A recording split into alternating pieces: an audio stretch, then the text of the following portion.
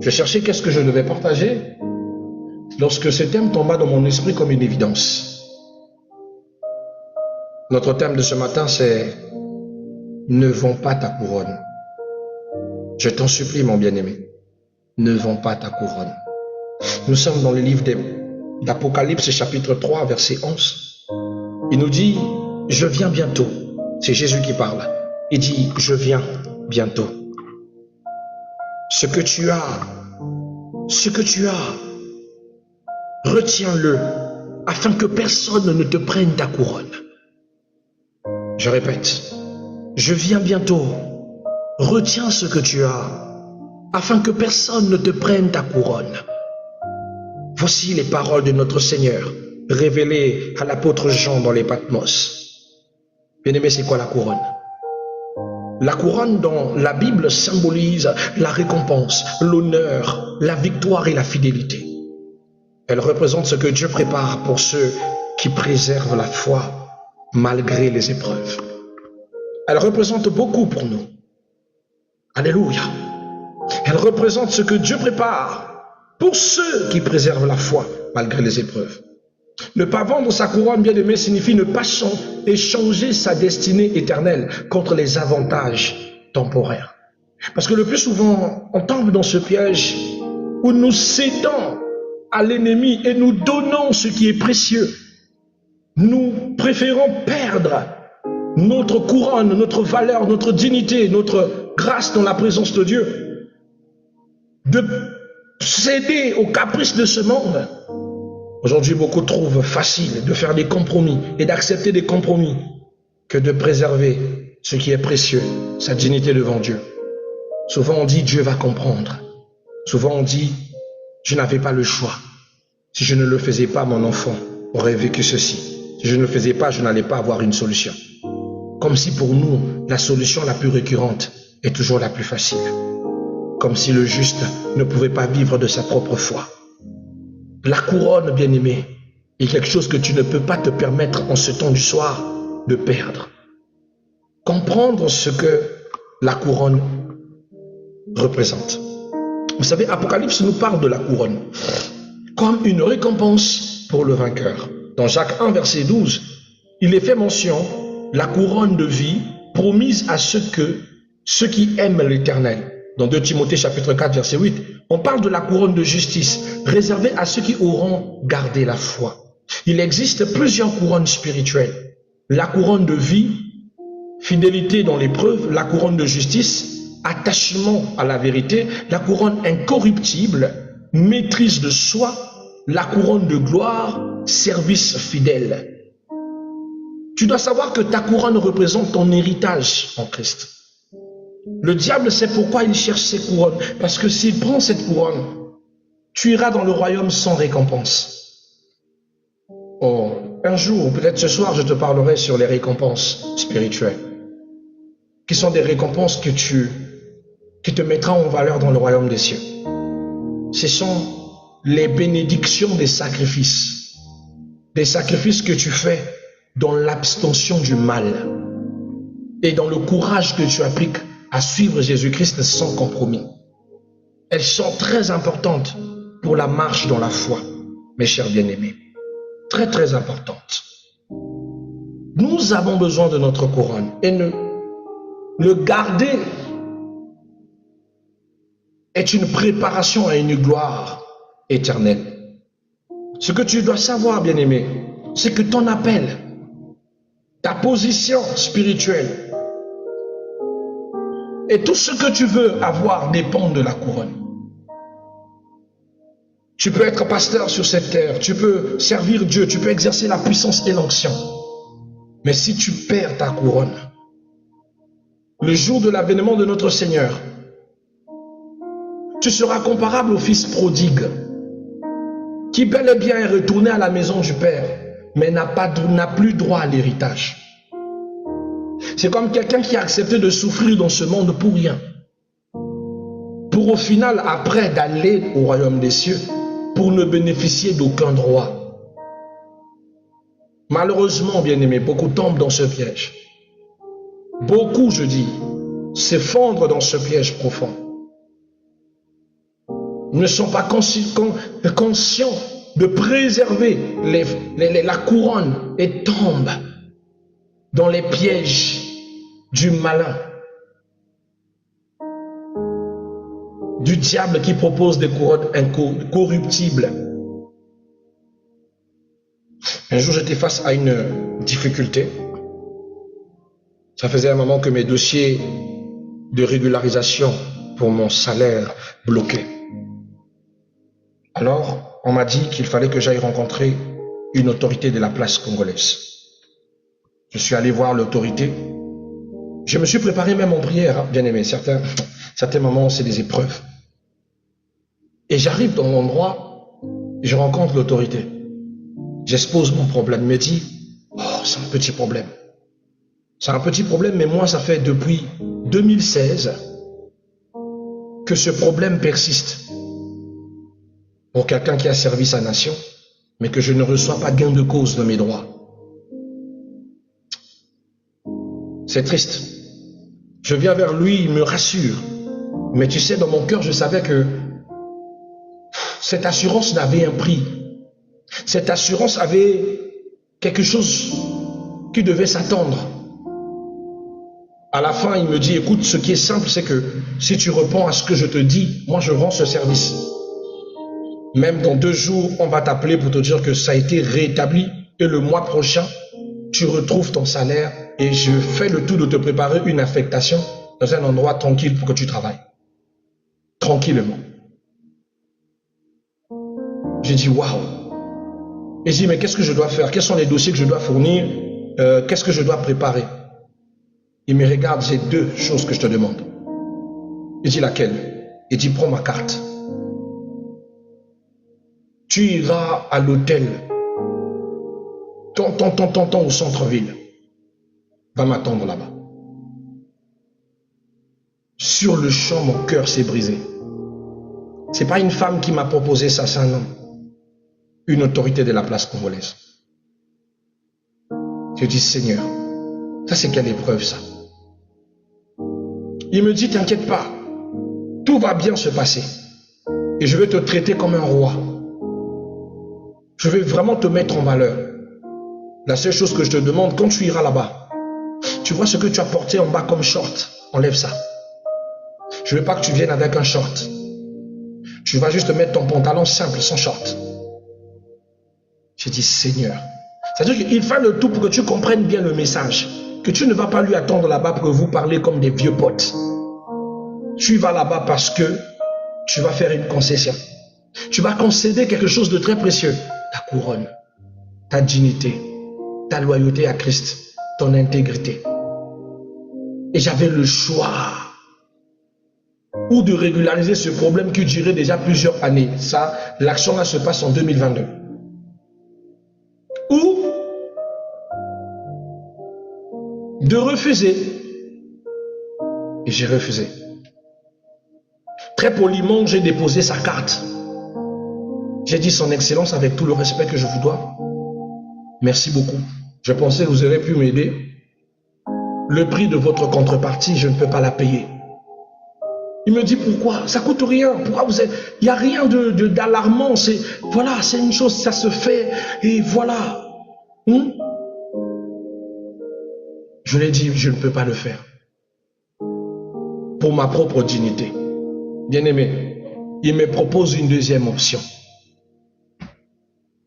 Il me dit, amène 4 millions de francs CFA. Si tu m'emmènes 4 millions, je règle ce problème. Je n'ai pas de masse salariale. Même si je le voulais avec mes activités que je suis en train de faire, si je dois monopoliser ou prendre toutes mes activités, c'est-à-dire que je tue mon business actuel qui me rapporte un petit quelque chose à ma table. Et c'est la deuxième des choses qui est forte, c'est qu'une fois que je prendrai cet argent et que je lui donnerai, je commets un autre péché qui s'appelle corruption. Et ce péché aussi va nuire à ma couronne. Souvent, Dieu est là, il sait que le diable te met dans ce type d'épreuve et lui il le permet et il te regarde. J'avais les larmes aux yeux, mais j'étais certain dans mon cœur qu'il était hors de question que je baisse ma culotte et il était hors de question que je puisse payer cet argent qui représentait tout mon capital. J'ai refusé. Je suis sorti déçu de ce bureau. Je suis rentré, le jour où je rentre, je trouve mon épouse. Je n'ai même pas eu la force de lui expliquer que j'allais pour une bonne nouvelle, mais une bonne nouvelle toxique. Je me suis assis, j'ai bu un verre d'eau. Après, je suis allé dormir de colère. Mais j'ai refusé. Mais combien dans cette situation, bien-aimés, ne refuseront pas? Parce qu'ils voient les charges, les fardeaux et toutes les difficultés qui vont avec. Et le plus souvent, c'est à cause des responsabilités que nous avons que nous pensons qu'on n'a qu'à céder. Que ça ne va pas coûter une seule fois. Ça va peut-être améliorer les choses. À deux fois, on se convainc, on dit c'est le monde qui est maintenant comme ça. À deux fois, on se dit, bon, ce n'est qu'une petite chose que je sacrifie. Ça ne coûte rien. On ne m'a pas demandé de vendre ma vie ou bien de vendre un enfant. Mais or que bien aimé, vous vendez plus qu'un enfant. La couronne, une fois perdue, elle ne revient pas.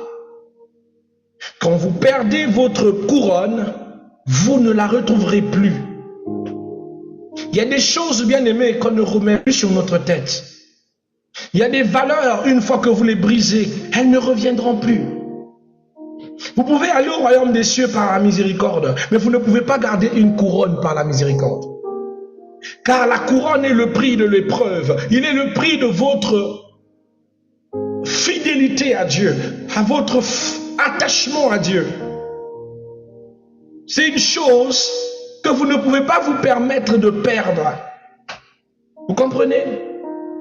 Aujourd'hui, les gens vendent leur couronne par les compromis avec le péché, par la recherche excessive d'argent, par l'abandon de l'appel divin, par les pressions sociales, par la peur de souffrir pour Christ. Beaucoup ont tellement peur de souffrir pour Jésus-Christ qu'ils vendent leur couronne. Beaucoup échangent leur intégrité contre une promotion, leur pureté contre un plaisir, leur foi contre l'acceptation des autres. Beaucoup de personnes, bien-aimées, vendent leur couronne. Mais pourquoi ils perdent leur couronne? Ils perdent leur couronne à cause d'un manque de vigilance. Ils perdent leur couronne par orgueil, par autosuffisance, par fatigue d'attendre la bénédiction qui vient de Dieu. Se dit non, forcément la bénédiction de Dieu mettra du temps. Si j'attends Dieu, je ne rentrerai pas dans la fonction publique, alors je dois payer. Si j'attends Dieu, mon problème ne sera pas débloqué. Une de mes filles dans la foi, je lui ai dit, on lui a appelé, on lui a dit, pour madame, votre passeport est en quarantaine. Si vous n'emmenez pas 400 000 francs CFA, votre passeport ne sortira pas. J'ai regardé ma fille, je lui ai dit, écoute, cette année même, Dieu m'a dit, on va te donner ton passeport. Tu ne vas dépenser aucun franc. On te donnera ton passeport. Je dis, tu ne dépenseras aucun franc et ton passeport à jour. Elle me dit, papa, c'est un grand monsieur là-bas, c'est une autorité de l'Est. Je dis, on a une autorité qui est dans le ciel, qui est plus grand que tout. Ça prendra le temps qu'il faut, mais on te donnera ce passeport. Dieu dans sa miséricorde. Ça fait, on dirait 6 mois, voire 7 mois plus tard. On l'appelle. Ah bonjour madame, passez vous. Elle arrive, on sort son passeport. Elle n'a payé rien. Et elle a récupéré son passeport. Là où beaucoup de personnes payent beaucoup d'argent, nous sommes au Congo, les gens savent ici comment est-ce que le passeport est pénible d'obtention. Elle n'a pas dépensé. Le problème, c'est que nous n'avons pas le cœur à patienter. C'est-à-dire, on te dit, patiente, tu dis non, tu en as besoin maintenant. Vu que tu en as besoin maintenant, alors tu préfères faire des concessions, faire des compromis. Le compromis, c'est ce qui arrive au chrétien lorsque son cœur brûle plus la chamade, à vouloir atteindre vite ses objectifs. Pour cela, il accepte à se conformer au monde actuel. Oh, bien aimé, on n'a pas à se conformer. La Bible nous interdit de se conformer au siècle présent. Romains chapitre 12, verset 2. Refusez ça. Il y a une forme de dignité. J'aime dans 1 Corinthiens chapitre 9, 27, l'apôtre Paul parle de discipliner son corps pour ne pas être disqualifié après avoir prêché aux autres. Ça n'a aucun sens de te faire passer pour enfant de Dieu chrétien. Si toi-même tu ne disciplines pas ton corps et que tu es facilement vulnérable lorsque on te propose les compromis. Saisis ton corps et dis, je ne tomberai pas, je ne ferai pas ça. Ma chérie, si tu couches avec moi, je te donne 2 millions. Combien de personnes ont donné leur corps pour un 2 millions qui n'a même pas acheté un business, qui n'a même pas créé une activité? C'est malheureux, hein? Je vois beaucoup rencontrer des hommes qui leur donnent de l'argent. Mais demande-la qu'est-ce qu'elle fait avec cet argent. Elle ne peut même pas investir. Je vous ai déjà parlé du type d'argent. Un type d'argent que tu as reçu qui ne vient pas de la sueur de ton front ne te produira absolument rien. Si tu les investis, tu perdras. On a parlé de ça dernièrement et vous savez que ce n'est pas faux. Je connais des gens où elle est allée coucher avec un homme, on lui a donné des millions. Elle a créé des dépôts de boissons. Elle a créé des dépôts de charbon. Elle a créé des dépôts. Bien aimé, malgré les nombres de dépôts qu'elle a créés, tout est tombé à l'eau. Perdre, duping, elle retrouve à zéro. Et tu te dis, c'est quelle malédiction? Non, ce n'est pas la malédiction, c'est la source de l'argent là. Mais pendant ce temps, le compromis que tu as fait en donnant ton corps, tu as perdu la couronne. Tu es devenu une héritière qui n'a rien à hériter. Tout ce qu'on va faire par la miséricorde, c'est de t'ouvrir le porte du ciel et te dire, entre seulement dans le ciel. Mais tu vas habiter où? Tu n'as pas les mérites, tu n'as pas de couronne, tu n'as aucun héritage. Le Père sera juste content de te voir. Mais pendant ce temps, pendant que les autres, on leur donne les récompenses, toi, tu n'auras aucune récompense parce que tu es légère, parce que tu ne peux pas résister, parce que tu ne savais pas dire non, tu ne pouvais pas refuser. Tu étais que dans les compromissions. Je ne pouvais pas résister. Moi, j'aime trop le sexe, l'argent. Je souffrais trop. Je ne pouvais pas. Maintenant, sache que la couronne, c'est ta dignité. C'est ton haut placement dans le ciel. Cette récompense-là, bien qu'elle n'était pas utile sur terre, mais elle est utile là-bas. Tu ne peux pas blaguer avec ça. Tu ne dois pas compromettre ta couronne. Chère princesse et prince de Jésus-Christ. Amen. Amen. Comment préserver sa couronne? Il faudra rester attaché à la parole, entretenir une vie de prière constante, refuser les compromis, se rappeler que la récompense est éternelle. Hébreux 12, verset 2 nous dit, il nous invite plutôt à fixer les yeux sur Jésus-Christ, l'auteur et le consommateur de notre foi. De ne pas regarder autre chose que de regarder Jésus-Christ. Tu dois savoir que ta couronne peut être ton ministère, ton mariage, ton appel, ta consécration, ton témoignage. Ne l'avons pas pour un moment de faiblesse. Ne l'avons pas. Elle est précieuse, garde-le précieusement. Ne l'avons pas. Ne la cède pas par la pression. Ne l'abandonne pas pour un avantage temporaire. Le monde propose des couronnes visibles, mais temporaires. Ça va passer. On te dit, fais ceci, on te donne tant d'argent. Mais cet argent, tu ne feras absolument rien avec. Un jour, une soeur m'a appelé, m'a dit, papa, je vis un moment difficile. Mon mari est actuellement au coma, au CHU. On m'a demandé beaucoup d'argent pour faire son intervention, pour l'aider. Papa, Dieu me soumet à ça, pourquoi? Avant la fin de la journée, elle m'appelle, m'a dit, ah papa, j'ai un ancien ami qui m'a appelé, qui m'a proposé quelque chose pour avoir l'argent. Il y a un monsieur qui a besoin d'une escort girl pour 2 jours. Que j'aille là-bas coucher avec lui pendant 2 jours. Et il va me donner l'argent qu'il faut pour régler ce problème. Papa, je sais que Dieu n'aime pas ça, mais est-ce que je vais rester comme ça, regarder mon mari dans le coma, partir, tandis que je n'ai rien fait pour le sauver? Papa, je ferai tout pour sauver mon mari. Je lui ai dit, écoute, la Bible dit ceci. Si l'Éternel Dieu ne bâtit pas. Celui qui bâtit fait un travail en vain. Je lui ai dit ceci. Si je t'emmène dans la chambre de ma mère, tu vas retrouver des produits de près de 400 000 d'achats. 400 000 nous avons acheté pour conserver sa vie. Mais malgré tous les produits que nous avons achetés, elle est morte. Elle a laissé même d'autres qu'elle n'a jamais utilisés. Vu la date, on ne peut pas aussi revendre. La contrebande de produits est interdite ici. Ces produits sont jusqu'à aujourd'hui. Ma mère est décédée depuis 2014. Jusqu'à aujourd'hui, à la maison, 400 000 de pertes. Le compromis peut te faire laisser et te faire voir ton sacrifice vain et inutile. Ne fais pas ça. Tu veux sauver sa vie? Voyons l'Éternel. Ton intelligence, il n'y en a plus parce qu'il n'y a pas d'argent. Regardons l'Éternel. Pendant que je parlais, son ami s'est crié et dit, vous êtes malade. C'est à cause de ça que moi, je n'aime pas les pasteurs. Donc, elle va laisser son mari mourir parce que vous, il faut que les choses se fassent par la foi. Mon ami, si je suis le monsieur là, tu vas perdre ton mari. J'ai compris la souffrance de son âme. Mais je voulais le dire que Jésus peut changer les choses.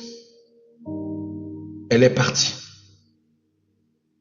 Elle est allée coucher 2 jours avec le monsieur. L'Esprit de l'Éternel m'a dit, lorsqu'elle est tombée dans ce piège, il dit, Christ, je me préparais à guérir cet homme. Elle vient elle-même de sacrifier son propre mari. Je dis, comment, papa? Il me dit, tu vois l'homme à laquelle a pris 2 jours avec elle. Le prix à payer, cet argent qu'elle lui donne, c'est la vie de son mari. Il dit, Seigneur, mais j'avais beau l'attiser que c'est un piège, elle n'a pas entendu. Je l'ai crié, elle n'a pas répondu. Je l'ai appelée, elle a rejeté mes appels. Il dit, Seigneur, lorsqu'on lui a rendu juste l'argent, qu'on lui a tenu en main comme ça, dans un sac, beaucoup d'argent, le monsieur a même ajouté un bonus dessus. Et il lui a dit, ne reviens plus me voir après ça. Quand elle repart et qu'elle sort juste de la maison du monsieur, on l'appelle pour lui dire que ton mari, là où il n'est plus. Que le monsieur est décédé. Elle s'est retrouvée avec tout cet argent dans ses mains, par compromis. Mais de l'argent qui n'a même pas pu sauver son mari. Un compromis par amour, mais qui a condamné et scellé la vie de ce monsieur. Elle est venue me voir, papa, je vous ai pris l'argent est là. Je t'avais dit, ne fais pas ça. Même à la dernière minute, l'Éternel peut changer la situation de vie de quelqu'un. Tu veux que je te donne quoi? Moi, je ne vais pas te montrer les fétiches. Je te montrerai que la foi pour sauver ton mari. Mais ne perds pas ta couronne. Deux fois, Dieu peut sauver ton mari à cause de la couronne qui est sur ta tête. Je peux parler à quelqu'un. Dieu peut faire un grand miracle à cause de la couronne qui est sur ta tête. La couronne, c'est la faveur. La couronne, c'est la récompense. La couronne, c'est cette fois la chose qui touche Dieu à peser sa colère sur toi et de faire vivre un miracle impossible entre tes mains. Mais si tu perds ta couronne, tu livres. Je lui ai dit, en couchant pour de l'argent, tu as livré ton mari à ce franc-maçon. L'argent que tu vois là, c'est la vie de ton mari. L'argent que tu as dans ta main, c'est la vie que ton mari que tu allais vendre. Non seulement il t'a désavoué quand une femme mariée, mais il a aussi acheté l'esprit, l'âme de ton mari en le vendant, toi qui l'as vendu. Oh non papa, oh c'est pas vrai. Oh. Elle a passé 3 mois depuis le décès de son mari et ne voit que son mari venir lui voir avec le sang dans les oreilles, le sang dans les yeux, en train de dire pourquoi tu m'as fait ça, pourquoi tu m'as fait ça. Elle a failli se faire du mal. Elle a failli se faire du mal. Papa, papa, je n'ai même pas touché cet argent. Je n'ai pas dépensé. L'argent qui est toujours là. Papa, qu'il me laisse. Qu'il te laisse comment? Tu n'as pas été intelligente. Elle a perdu sa couronne. Elle a vendu pour peu de choses. Nous avons pris un temps de prière pour trouver une solution à ça. Ça, c'est une autre histoire. On ne va pas rester là pour ça. Mais retenez de cette triste histoire Deux fois, mettre sa confiance dans l'Éternel est mieux que tous les genres de compromis. Le diable ne donne jamais sans reprendre. Le monde, s'il vous tend la main, soyez-en sûrs qu'il gagne un poignard dans l'autre main. Le diable ne donne jamais sans reprendre. Alors soyez patients, attendez votre grâce, attendez votre tour. Laissez Dieu prendre soin de vous. Laissez Dieu prendre le contrôle de vos vies. Laissez Dieu vous aider dans vos épreuves. Ne cédez pas, ne vendez pas votre couronne. Des fois, tu passes des moments tellement difficiles avec ton mari, avec ta femme. Le diable vous combat. Tu dis non, je sors, je vais changer d'idée. Là où tu vas changer d'idée, là, on te mène un piège. Très belle femme, très beau monsieur, qui te parle plus douce que ta femme, qui a l'air de te comprendre plus que ta femme ou ton mari. Mais alors que c'est un piège pour que tu perdes ta couronne. Tu n'as pas vu le diable qui secoue ton foyer. Si tu cèdes, tu perds ta couronne. Bien-aimé, on a beaucoup d'héritiers sans héritage. Parce que beaucoup ont choisi le compromis au lieu de pouvoir choisir l'amour, la fidélité à Dieu. Alors je répète, bien-aimé, ne vends pas ta couronne. Le monde propose des couronnes visibles, mais temporaires. Mais Dieu offre une couronne invisible et éternelle. Ne vends pas ce que le ciel t'a préparé. Ne troque pas l'éternité contre un instant. Retiens ce que tu as. Celui qui préserve jusqu'à la fin recevra la couronne de gloire. Je prie que le Seigneur te fortifie par tes épreuves pour que tu restes fidèle à Dieu et que tu n'entres pas dans les compromis. N'accepte pas les compromis. Retiens juste que le Dieu que tu crois ne va pas t'abandonner. Amen. Parole du Seigneur Tout-Puissant. Nous rendons grâce à Elohim. C'était notre prédication. J'espère